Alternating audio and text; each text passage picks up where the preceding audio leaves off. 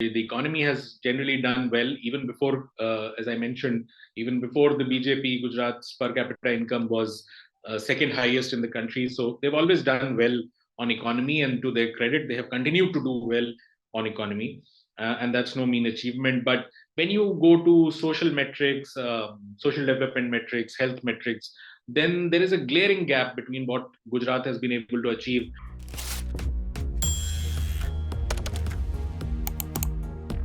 The Western Indian state of Gujarat is set to hold elections for the state assembly on December 1st and 5th. What makes the polls in the state even more pertinent is the fact that Bharatiya Janata Party has won all the assembly elections since 1995. Barring a brief period between late 1996 and early 1998, the BJP has been in power in the state for 24 years. Also, the fact that Gujarat is the home state of Prime Minister Narendra Modi makes the election even more significant. Modi had served as the Chief Minister of Gujarat for 12 years before he took charge as the Prime Minister in 2014. So, ahead of the Gujarat Assembly elections, Udit Misra of the Indian Express explains to us the different aspects of Gujarat's economy. So overall size of the economy, if we look at the net state domestic product, which is basically the size of the monetary value of all the goods and services that are produced in Gujarat, then and look at all the states across the country, you'll find that in 2021, Gujarat's total net state domestic product was around 14.6 lakh crores. And that would place it as the fourth largest economy within India. Maharashtra is number one, Tamil Nadu is number two, Karnataka is number three, and then there's Gujarat, and it is very closely followed by Uttar Pradesh with 14.3 lakh crores, and then there is West Bengal, which is at 11.9 lakh crores. So that's broadly the size of the Gujarat economy. But the interesting thing in this is that, if you were to sort of the net state domestic product is calculated based on current prices. But if you were to take away the effect of inflation and just look at real net state domestic product, then Gujarat's economy actually becomes the second largest economy. It sort of Maharashtra still remains the number one economy, but Gujarat becomes the second largest economy if you talk in real terms. So that's broadly the status of Gujarat's economy.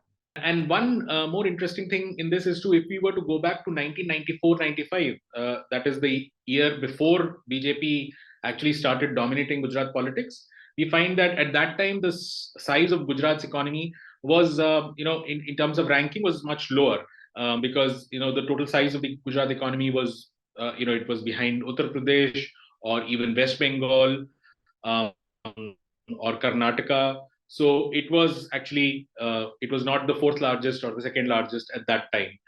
Since 1994-95, it has actually gained in total quantum as a total economy. Often it is seen that the size of the economy only gives you one aspect of the whole picture. A crucial element is the per capita income, the per capita net state domestic product.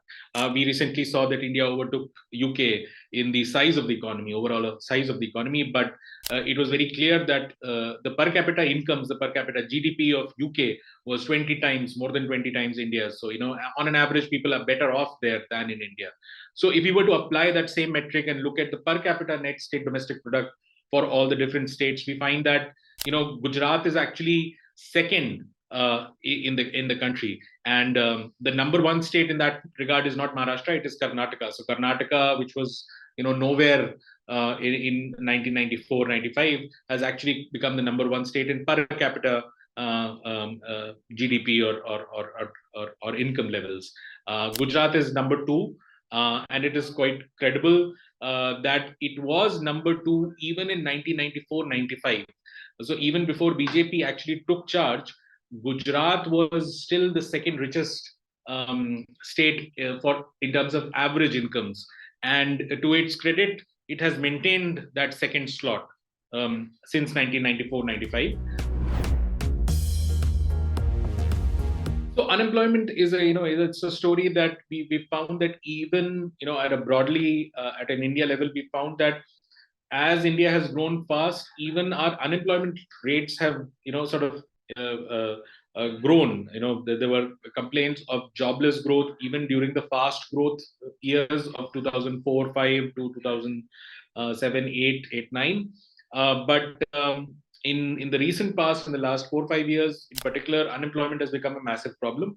But when we look at some of the biggest states, as I mentioned, from Maharashtra, Tamil Nadu, Karnataka, Uttar Pradesh, West Bengal, and even if we throw in Kerala, we find that Gujarat's unemployment rate is the lowest amongst all these main economies, the bigger economies. And it is both, the unemployment rate is low both in rural areas and in urban areas, relatively lower. But it is crucial to understand that if you look back to 1994-95, again, the period before BJP, unemployment rates have actually doubled in the same period. So in the last 20-25 years, they've actually doubled from where they were. But it is also true that when compared to, say, maybe Uttar Pradesh or Maharashtra or Tamil Nadu, the unemployment rates are lower. Inflation is the biggest story globally. I mean, every country in the world right now has been bothered with inflation, and we're seeing that in elections upon elections across the world that people are very angry about inflation, and they're really taking its political toll on whoever was the incumbent government. But if you look at the data for inflation from 2017-18, when the last election had happened, to 2021-22, we find that Gujarat's inflation rate has not only been lower than the 5 6 big states that I mentioned, but also lower than the all India average. So in each year, if you were a Gujarati, you were facing lower inflation than if you were in, say, Uttar Pradesh or West Bengal or Tamil Nadu or Maharashtra or Karnataka or even Kerala, or anywhere else for that matter. On an average, you were better off if you were in Gujarat. So inflation wise, Gujarat has done really well relative to all the other states.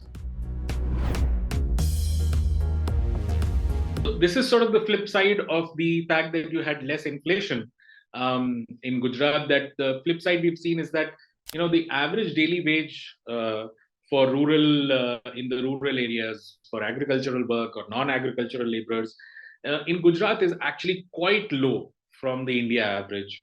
It's almost like almost 30 odd percent less than the India average, and it is even more lower than some of the bigger states that we mentioned, say Tamil Nadu or a Kerala, or even a Uttar Pradesh or West Bengal, which are not that well off necessarily, but we find that average daily wage laborer gets much less money in Gujarat.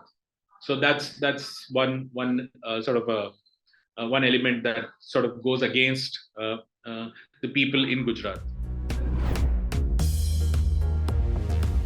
Yeah, so I mean, Gujarat again is known for its infrastructure, roads and ports. And one very good metric to in this regard to look at is per capita power consumption. It's only when you have good infrastructure that you actually consume a good amount of power, and if your economy is doing well, so it's a very good proxy for a lot of things. So if you look at the per capita power consumption, you find that Gujarat is actually one of the highest the states with one of the highest per capita power consumption. I think Punjab has slightly more, but broadly speaking, it is one of the best. Gujarat, and it's much higher than, say, Uttar Pradesh or West Bengal or Kerala. For example, Kerala is 844 kilowatt hours, and Gujarat has 2,239. So I mean, it's multiples of almost 2.5, 3 times.